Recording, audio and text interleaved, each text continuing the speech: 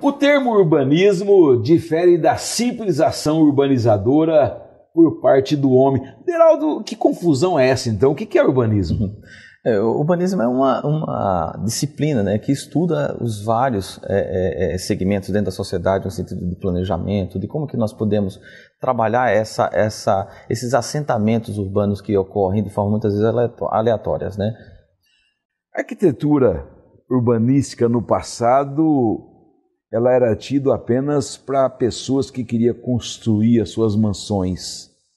Era enxergado uma qualidade de profissionais que a classe média não tinha acesso. Hoje continua ainda.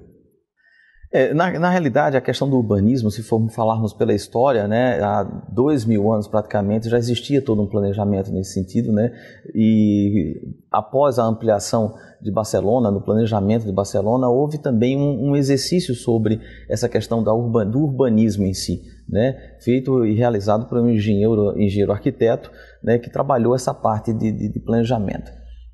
Essa atividade da urbanística, voltando à nossa pergunta, como é que ela tem sido tratada pelas outras áreas da engenharia, pelos nossos dirigentes municipais? Quando você fala num cálculo estrutural, ele pesa. Sim. Quando você fala na questão urbanística, tem tido o devido respeito? Eu acredito que nem tanto quanto outros setores, né? Em função de ser um tema extremamente abrangente, um tema extremamente que trata de várias nuances da construção da cidade. E o que ocorre é que o próprio governo não fomentou isso, né? O que a gente percebe do que aconteceu no Rio de Janeiro, com aquelas barreiras que caíram tantas favelas, né? A falta de um planejamento, a ocupação desordenada, e isso tudo afeta, com certeza, até os dias de hoje, né? Hoje, quando se fala em planejamento urbano, em construções sustentáveis, são coisas que para mim até me espantam um pouco, porque há décadas eu já ouvi isso na faculdade, né? Quando você fala em questão urbanística, né, essa atividade do próprio engenheiro, é possível você enxergar apenas na questão de um bairro, apenas na questão de um loteamento? Ou nós podemos enxergar essa atividade, essa questão urbanística como num todo de uma cidade? Assim, e primeiramente, assim, nós temos o nosso segmento, né, de engenharia, de arquitetura e urbanismo, né, e os profissionais que preparam todo esse segmento de urbanismo são os arquitetos e urbanistas, né. O engenheiro entra com a parte, digamos, de drenagem, né, que é uma parte mais, digamos, técnica, importantíssima também, mas cabe ao arquiteto e urbanista exatamente elaborar e planejar não só um bairro local, um ponto específico, mas ver o conjunto. Como é que esse loteamento ou esse empreendimento vai interferir na cidade como um todo, né? Essa falta do planejamento de um perímetro urbano de uma cidade, essa carência que nós temos às vezes em alguma cidade que não... realmente você observa que falta alguma coisa. É a falta do trabalho do urbanismo?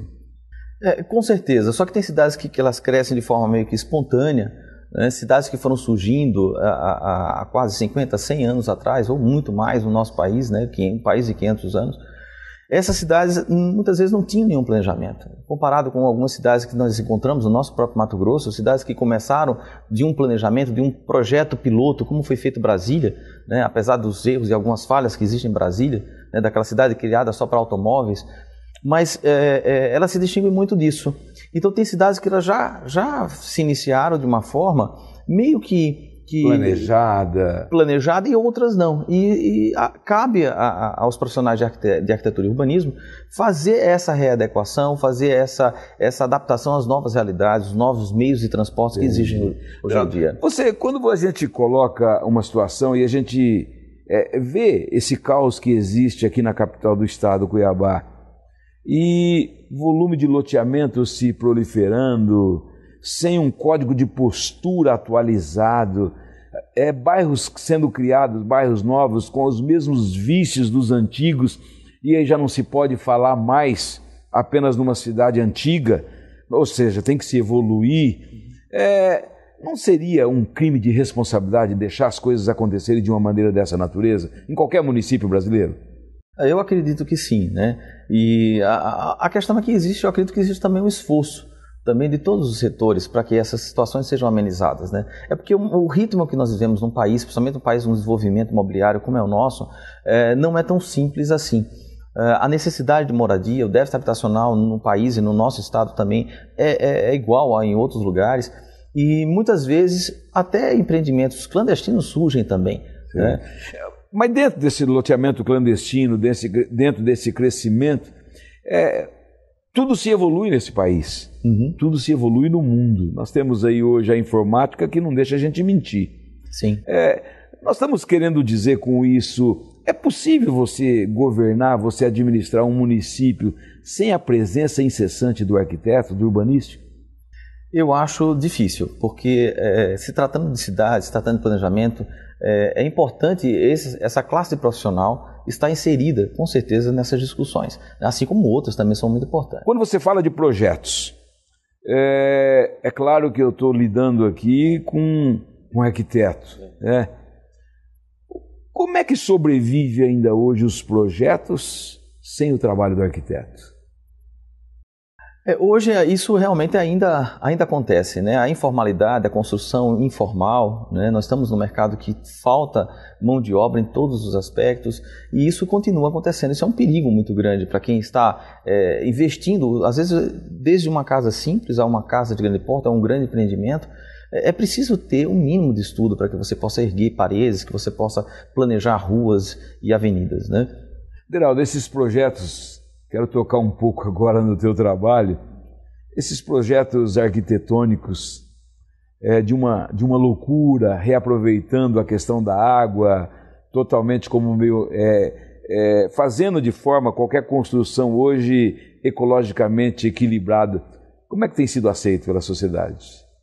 Graças a Deus, isso tem acontecido de forma positiva, não só elaborado por nós como arquitetos urbanos, como por outros profissionais também, mas dentro de um espaço onde nós temos regras e critérios a respeitar, eu acho que isso vem até a facilitar a elaboração de projetos onde a gente respeite as nascentes, respeite os córregos e que a gente possa criar formas mais sinuosas respeitando a toda essa natureza. Porque se observar, não existe nada no nosso próprio corpo que não seja curvo, que não seja orgânico. Certo. Então essa forma, trabalhar formas orgânicas, trabalhar um parcelamento do solo com formas orgânicas, principalmente numa região amazônica como a nossa, é muito importante. Sem falar que cria outros cenários de visão, você deixa a cidade mais bonita, né? Você cria uma fotografia diferente em cada ponto. Entendi. Então, não só no sentido ecológico, como no sentido de bem-estar para a sociedade, isso é interessante. Essa pressão toda com relação à questão ambiental, de certa forma, ela veio facilitar um pouco mais a atividade da parte da arquitetura? Para mim, particularmente, sim, porque eu sempre fui um defensor da utilização desses recursos de forma positiva. Tanto é que em outros, que até com alguns clientes, a gente chegou a convencer, né, que é importante a preservação de determinados mananciais. Em Maragogi, por exemplo, em Alagoas, em um projeto do segundo Hotel Salinas, nós fizemos uma preservação de todo o manguezal em uma época que ainda se conseguia se retirar ou se subtrair parte disso. E isso seria um absurdo, seria um crime, né? Então foi feito um estudo em que o turista estava mais preocupado em ver o mar e transitar pelo manguezal até chegar ao mar, do que necessariamente ver do seu apartamento o mar.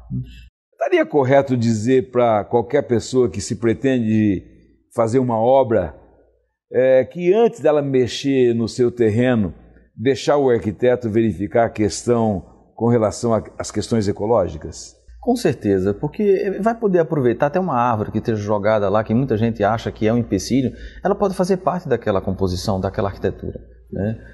Ainda hoje, nosso convidado fala mais sobre a construção de hotéis no país.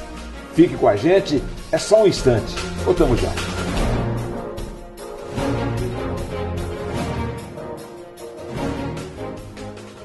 Fique sabendo sem censura. Um oferecimento.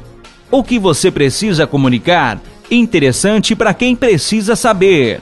BW Assessoria de Comunicação.